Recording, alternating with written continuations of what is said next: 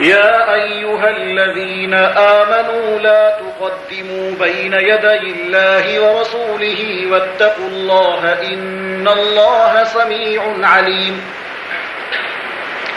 يا أيها الذين آمنوا لا ترفعوا أصواتكم فوق صوت النبي ولا تجهروا له بالقول كجهر بعضكم لبعض أن تحبط أعمالكم وأنتم لا تشعرون.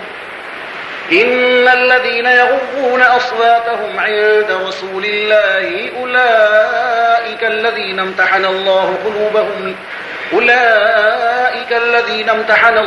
قلوبهم للتقوى لهم مغفرة وأجر عظيم.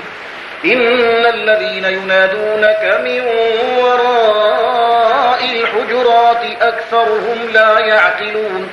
ولو أنهم صبروا حتى تخرج إليهم لكان خيرا لهم والله غفور رحيم. يا أيها الذين آمنوا إن جاءكم فاسق بنبأ فتبينوا أن تصيبوا قوما بجهالة فتصبحوا على ما فعلتم نادمين. واعلموا أن فيكم رسول الله لو يطيعكم في كثير من الأمر لعنتم ولكن الله حبب إليكم الإيمان وزينه في قلوبكم وكره إليكم الكفر والفسوق والعصيان أولئك هم الراشدون فضلا من الله ونعمة والله عليم حكيم.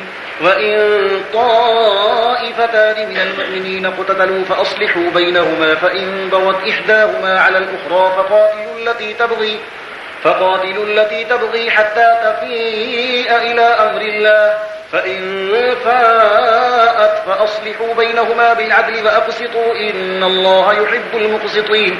إنما المؤمنون إخوة فأصلحوا بين أخويكم واتقوا الله لعلكم ترحمون. يا أيها الذين آمنوا لا يسخر قوم من قوم عسى أن يكونوا خيرا منهم ولا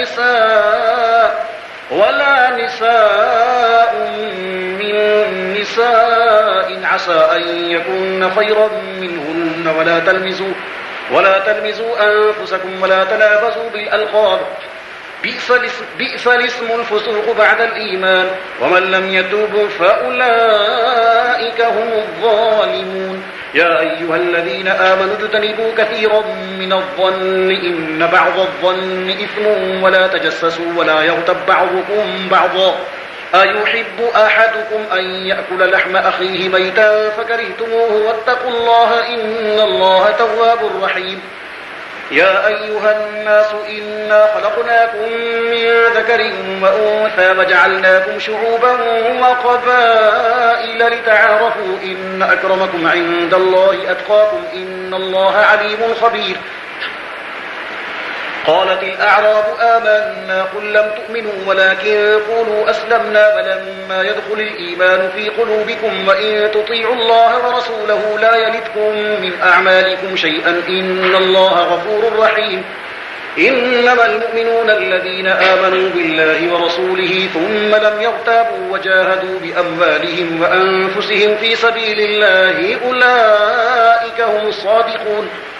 قل أتعلمون الله بدينكم والله يعلم ما في السماوات وما في الأرض والله بكل شيء عليم. يمنون عليك أن أسلموا قل لا تمنوا علي إسلامكم بل الله يمن عليكم أن هداكم للإيمان إن كنتم صادقين. إن الله يعلم غيب السماوات والأرض والله بصير بما تعملون.